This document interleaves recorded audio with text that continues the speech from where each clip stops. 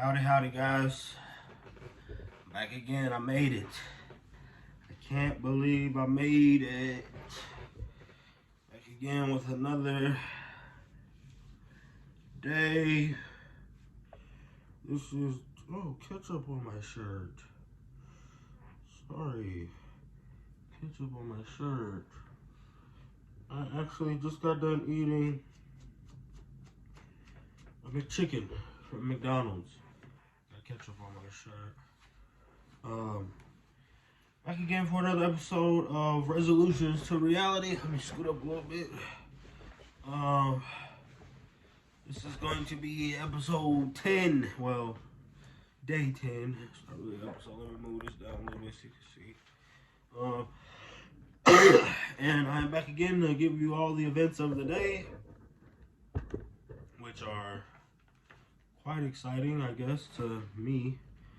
I'll start by saying my first day of work was very smooth, very eventful. I got in early, like I wanted to. My day started good. I was up at probably 6:30. Didn't have to be there until 8:15, but I did get up at 6:30. Got myself out and ready to start my work day. Made it there right at 8 o'clock. And there was only me and one other person that started today. It started off with a training meeting about company policies and different changes that they've made to the way their business is conducted. Then that went into another meeting with another trainer for safety, a woman named Lori, who was familiar with other people that I knew there from when I used to work there. So it was fun talking to her about, people she knew that I knew. I didn't see anybody that I knew today, actually, surprisingly. But I did talk about them with someone who told me that they were still there.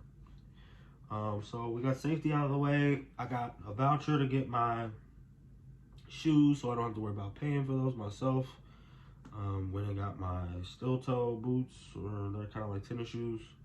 I got those after I left work today.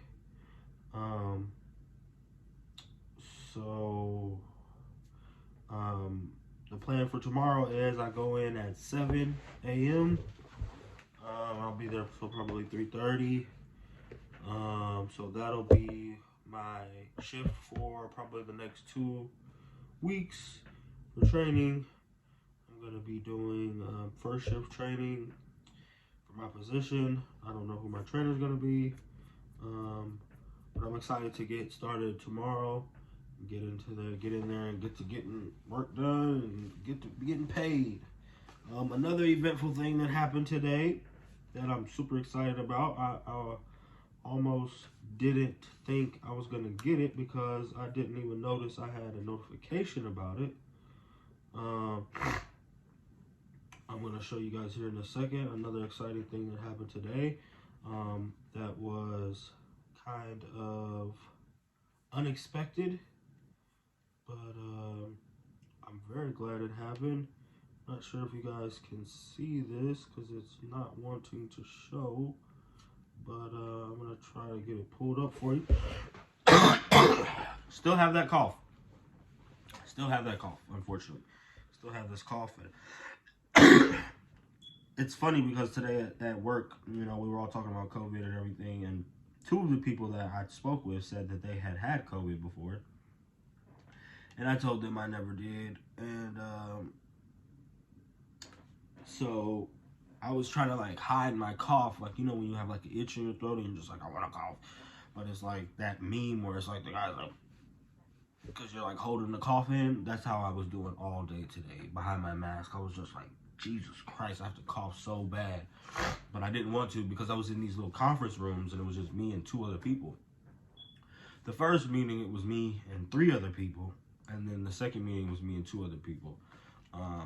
So I was trying to hide those coughs like a mug. But the thing that I'm surprised that I had got done today, that I was super excited about, super anxious for, is this right here. If you guys can see, I did secure my exclusive access raffle for the men's retro for Crimson in my size with JD. So they are starting the year off great for me. As far as getting back my collection of 4s, because I'm gonna keep doing it. I'm bringing it right back to the forefront of these videos. We are still bashing Facebook as much as we can every chance we get. I actually stayed up until 2 o'clock last night looking up phone numbers for them. I found a phone number that was completely useless. That's a Palo Alto, California number. Tried to call it last night, tried to call it today. It's basically just a useless number. Still trying to figure out where my money is, man. I'm still hunting for it. Like, I'm not going to let them get away with it. I'm not going to let them rob me. I'm still screaming at the rooftops about every chance I get. Hey, do not, shop on Facebook Marketplace. Do not sell on Facebook Marketplace. Complete scams. Again, I've had my products, items, shoes sold since November the 30th. They were delivered to the customer's house. I messaged this man. I said, did you get the shoes? He said, yes, I have them. Thank you. They're perfect. I have not been paid. This is January the 10th. I have now begun working. So the money is really not the issue now. It's really the principle. But at the same time, we're not going to stop bashing them until they get this together. This is unacceptable. They are not providing service of a multi-billion-dollar company. This is not the way that they should perform, and I'm not going to just sit back and let them treat me however and expect to just let them run their course through, whenever they feel like getting to me.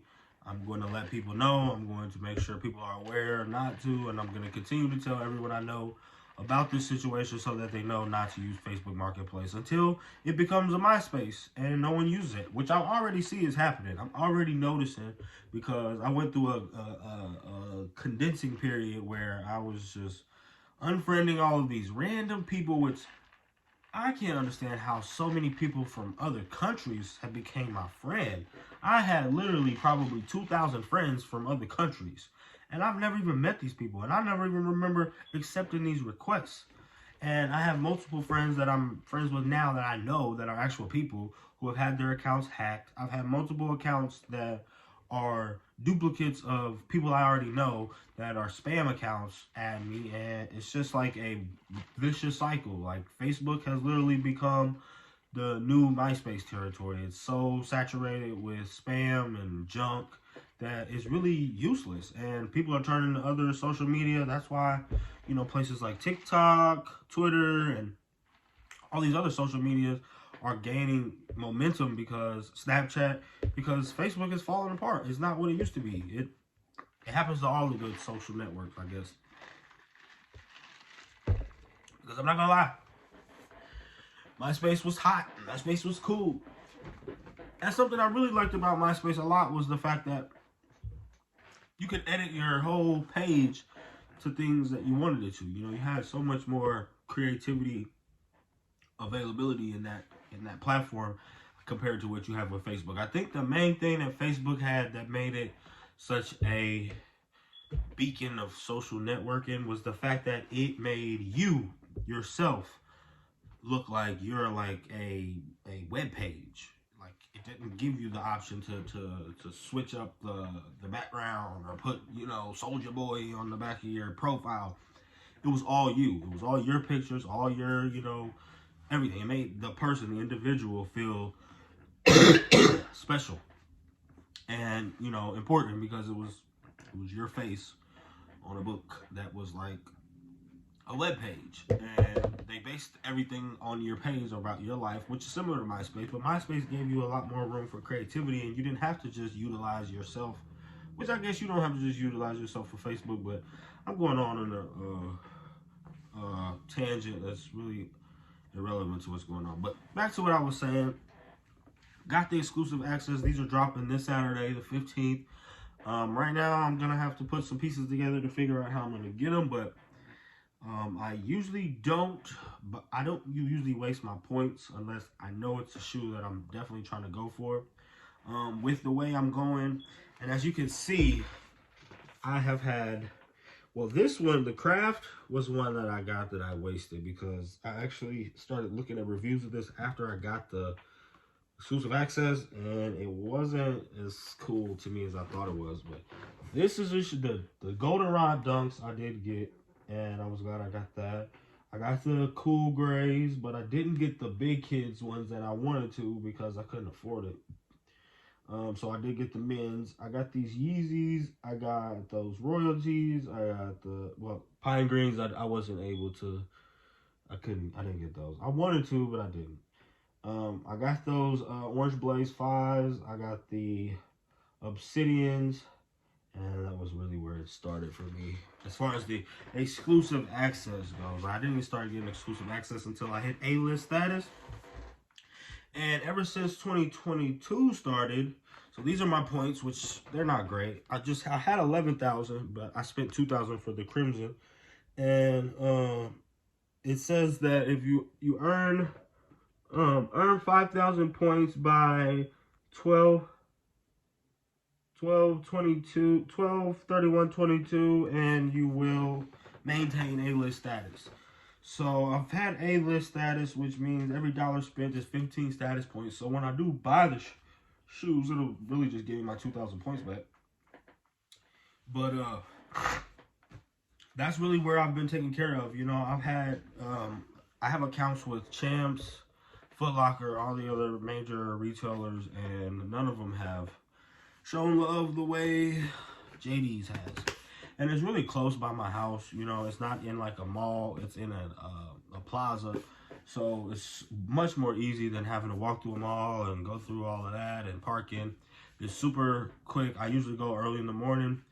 With me being on first shift, though, I was kind of worried about, you know, how am I going to go pick those up? Because it's like, I usually go first thing in the morning at like 11 on Saturday, but I don't know if I have to work on Saturday or not. But then I was talking to Lacey about it, and she reminded me that, well, you'll be off at 3, so you're going to be guaranteed to go get them. Like, they'll be there at 3 o'clock. The store doesn't close until like 9 or 10. So I was like, oh, duh, that's great.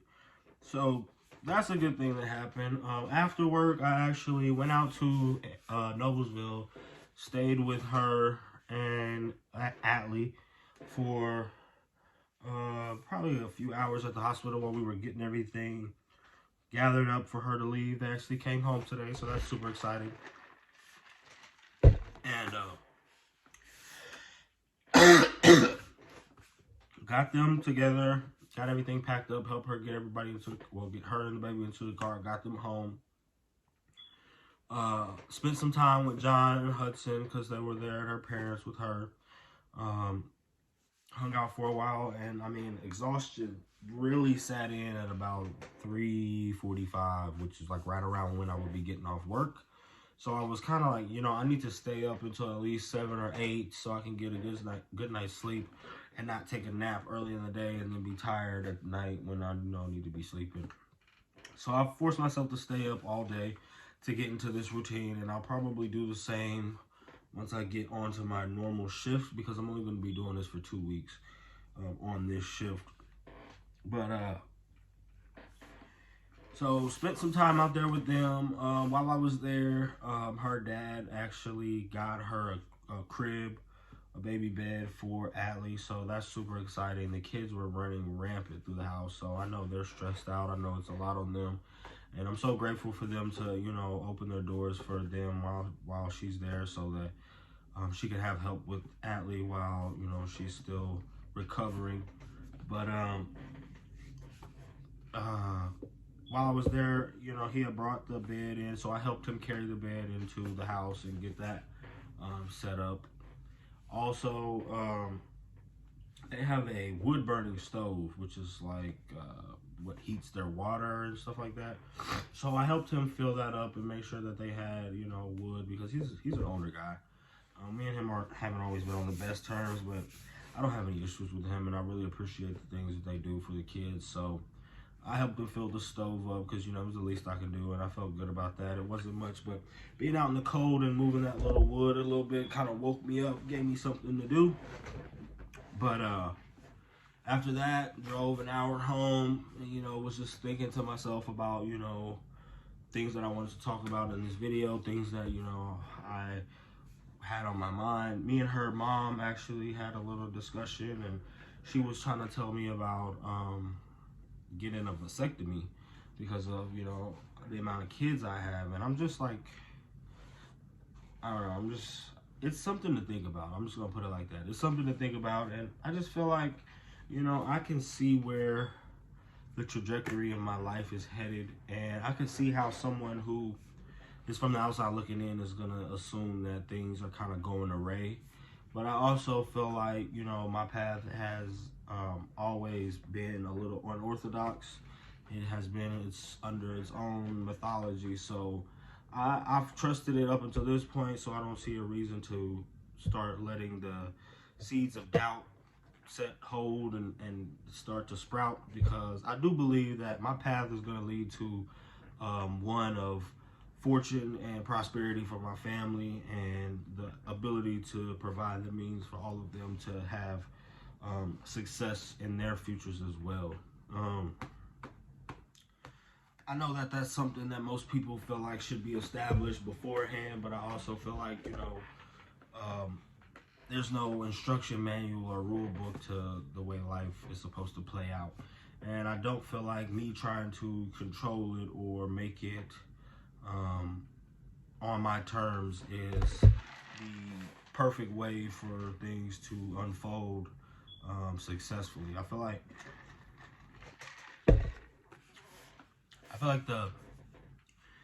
there is beauty in the struggle, and I feel like that my response to her doubt for my situation and concern was more or less just a reminder that, you know, I don't have things figured out all the way, but I do have faith that I have the capacity to deliver when need be, you know. And that's something that I feel like other people looking at me from the outside can say is like, it's uncomfortable for them, because, like I said, it's something most people in society feel like should be established prior. But I also feel like, you know, I don't come from the established household. I don't come from the established environment. I come from an environment that, you know, was kind of impromptu. You know, we kind of just figured it out as we went. And it worked, you know. I don't hold my mother accountable for our struggles and look back at every time I couldn't have each and everything I wanted and say, oh, well, she failed me as a parent. I say, you know, we did the best we could. And, you know, I feel like I was a part of that. I feel like I've also learned and developed a sense of accomplishment from enduring that, because I didn't feel like her storm was getting me wet. I feel like she was showing me what, you know, what life was really like, because, you know, it's like when you're young and have an adolescent mind, you don't have quite the understanding of what things really are and how things are really depicted. And one of the things that really gets confused and misconstrued, is something that I used to have to readjust my focus on, was what a dollar amounts to. And I feel like I learned at an early age that money is a lot different than the way it's depicted in just counting. When you're counting, you think you can count for days, but as a child, it's just numbers. As a dollar amount, it's different. So I want to instill that in my children as well, but I don't also want to put them in a position where they're just handed everything that they ever need and don't get an interpretation of that value from that either. So it's kind of a balancing act, and you want to provide what's necessary, and you want to get a understanding for what it took to have. So in the juggling act of that, I feel like it's definitely concerning for someone like her mother to see us in this situation at this stage in our lives with this much responsibility. And it's concerning to me too. Like, I worry about it. You know, I'm concerned. Like, I'm trying to get it organized and manageable, but I don't feel overwhelmed. I don't feel like having children is stopping me from living the life I want. I think the way our paths separate and the viewpoints me and her mother have is that she has a victimized mentality about her children, and I have more of a rewarded mentality. Like, my children are what I'm. Okay, so put it like this. In the book Rich Dad Poor Dad, the author speaks that, you know, some fathers will say, oh, well, you can't have this because, well, they can't have this as a father because they have so much to do and so much to provide for these children or this environment. And then on the other hand, the rich dad says, because I have these children, I have to provide this much. And I feel like I'm more along those lines. I feel like she's more one of those people who thinks, okay, if you have this many children, this is how much you have to get, and you can't have this because you have so many of this. And I'm more along the lines of, I have to get this because I can't fail for them. You know, I have to make it make sense for them and for myself. And I think that's where our paths split ways. But what's really interesting is the fact that me and her mother, me and Lacey's mother have similar upbringings with our fathers. But me as a man and her as a woman have digested it differently. She has become at odds with her upbringing because of the fact that her father had the same kind of attitude about her as, well, a similar attitude about her as mine did towards me. And like I told her, when I asked my father why he didn't want a relationship with me and why he was oblivious to wanting to build a relationship with me, even after all of my attempts, my father told me directly and honestly that I regret you being born, I regret having you as my child, and I wish I was never involved with your mother in the first place. And as a woman, I can completely understand how she could take that and feel like, wow, that is super heartbreaking, and I feel like it would ruin someone. But as a man, knowing that my father was able to be honest with me about it and actually behave in a way that reflected what he said only made me have more strength in who I was. I didn't feel like an animosity towards him. I did feel like, you know, well, what's wrong with me? What did I do? But I also was able to digress from that and put that into a place where it was like, you know what? I've visualized different parts of parenting that I can understand where he was coming from.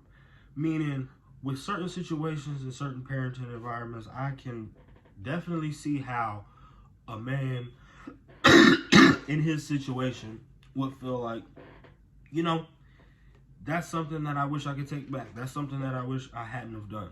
And I can relate to that. I can definitely relate to that as a man, because being a father is not what it's all cracked up to be. It's really not. It has its days.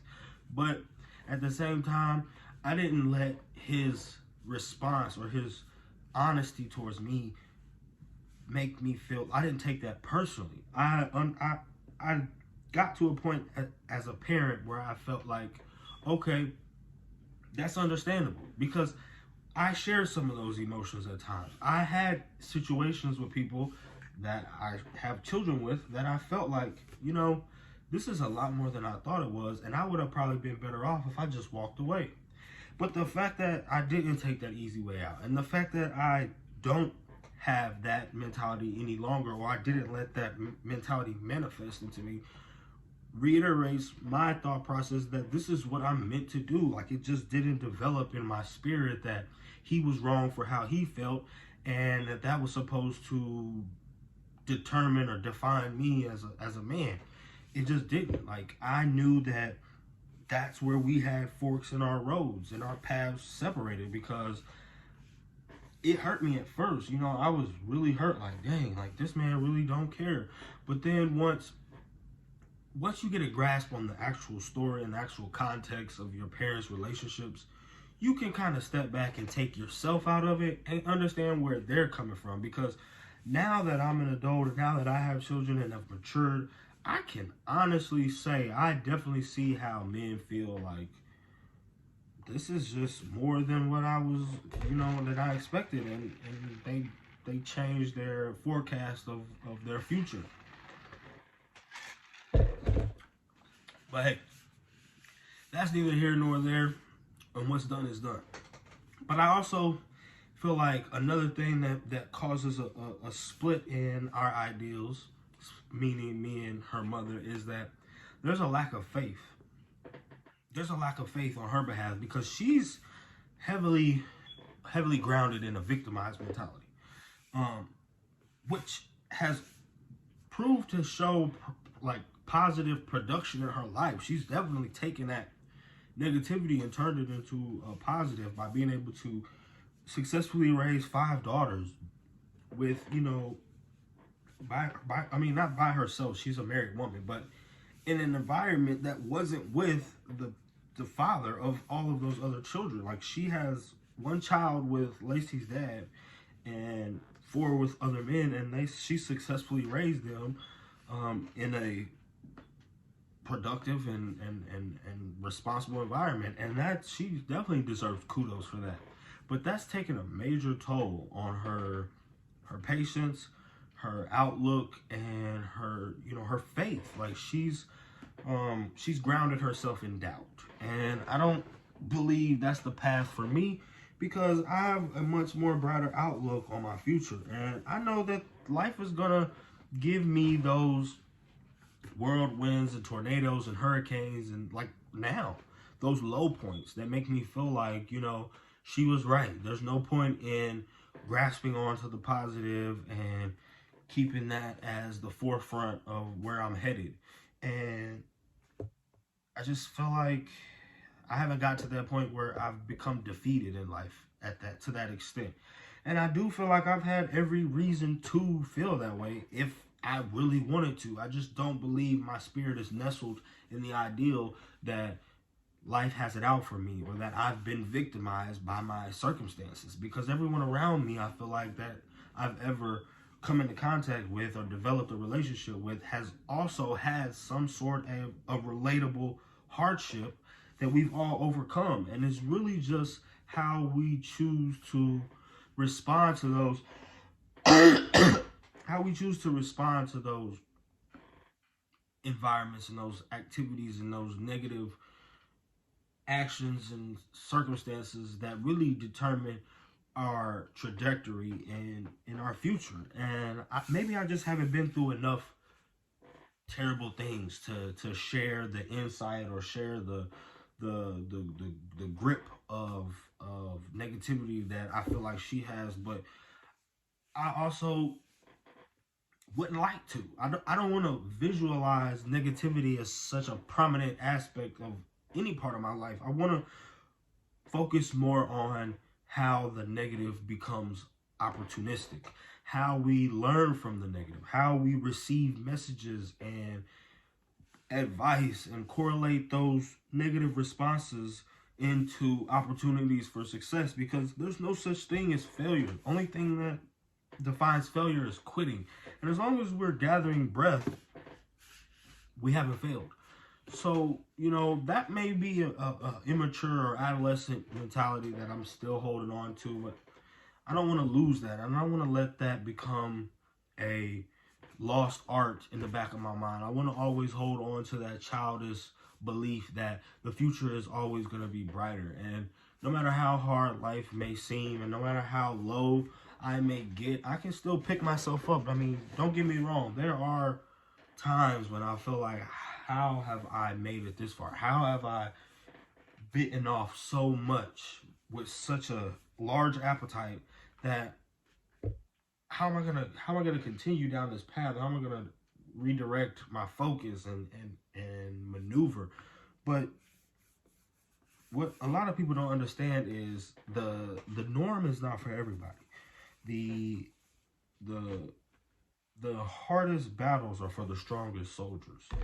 And I've never wanted to, I've never wanted to get it the easy way. I've never wanted to be the person that was just like, here, get it handed to you and have it, have the easy life.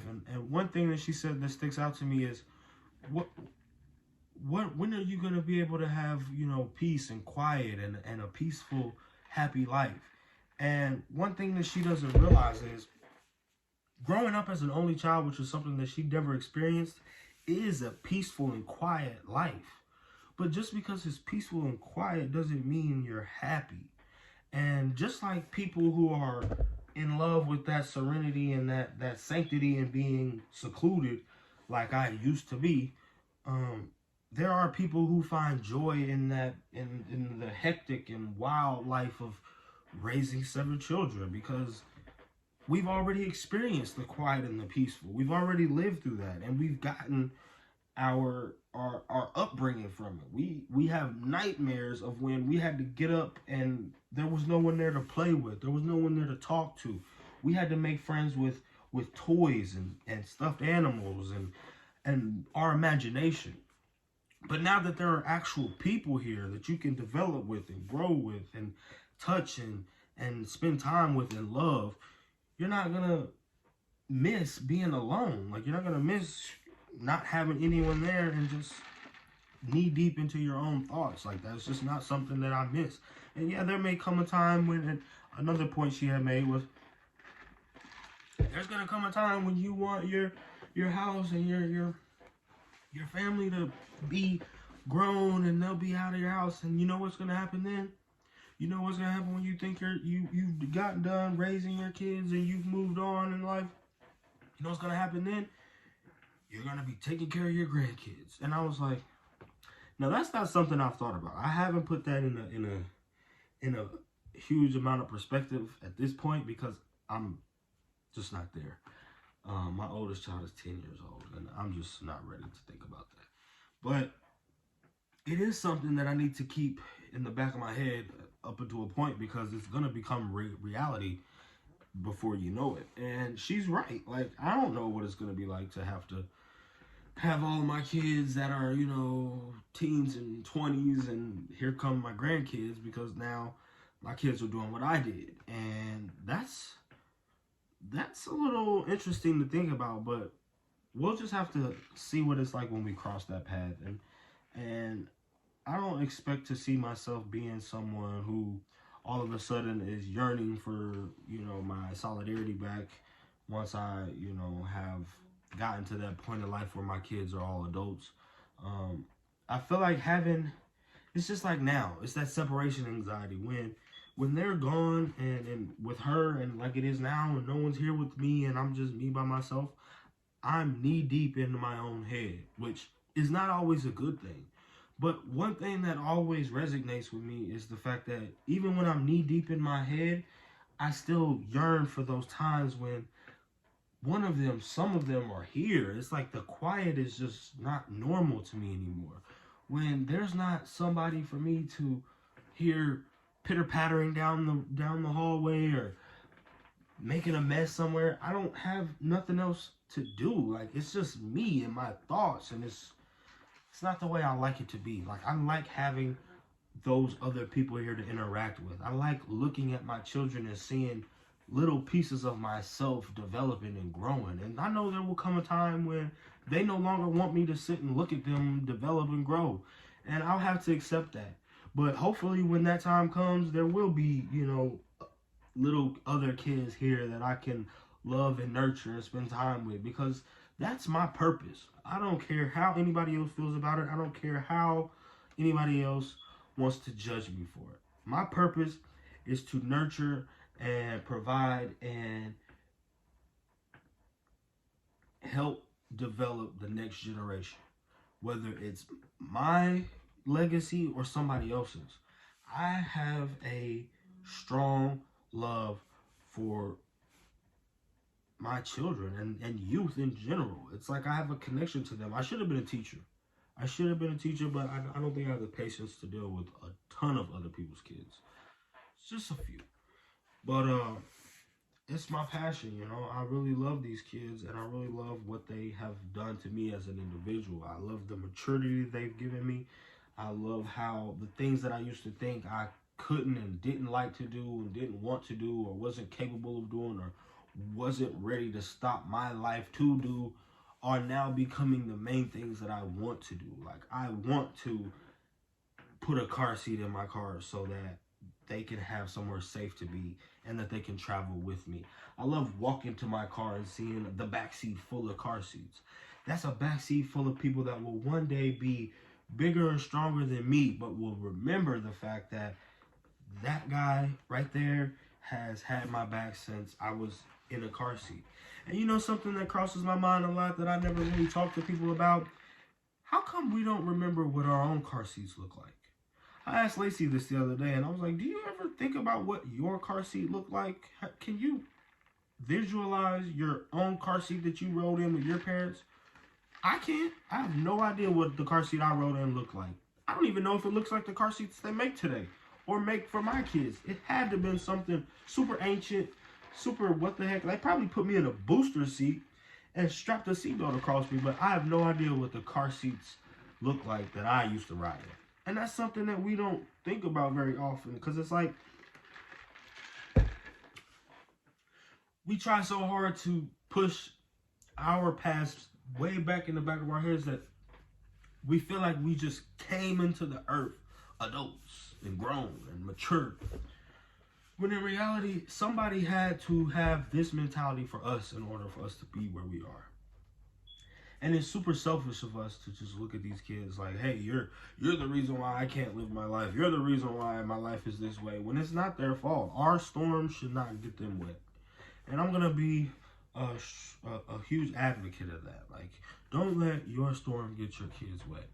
And aside from what Facebook is doing with my shoes and my money, I'm not. Because that's the only way that they're getting wet right now, is that I couldn't provide Christmas because Facebook wants to be petty and try to fucking throw me, you know, curveballs. But even with that, that's an opportunity for me to realize that, hey, stop putting all your eggs in one basket. Stop relying on one source of possibilities when you need to make multiple streams of guarantees. And until I get that set in motion, you can expect to have some hiccups. And don't get all up in arms about it to Facebook, because what are they going to do? They could care less. They got their billions.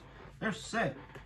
I'm the one that needs to get myself set. I'm the one responsible for getting these children that I'm responsible for set. And until that's done, there's no time to sit and be negative about what Facebook has going on. But there's definitely time to let people know. There's definitely time to push the envelope and let people know that, hey, this is how things have been working for me. FYI, boom, boom, bam, baby.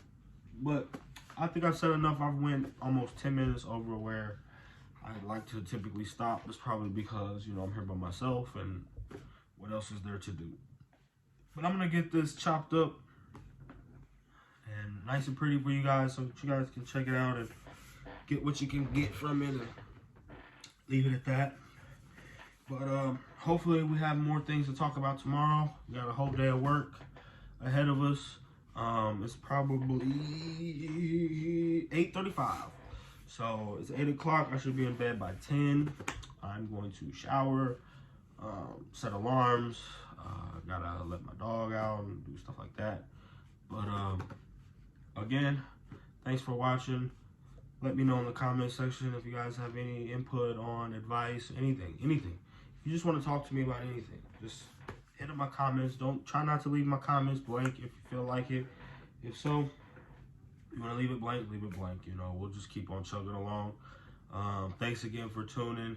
Thanks again for giving me an outlet and the resources to be able to vent and express myself this way. And until tomorrow, guys, thanks for watching. Adios.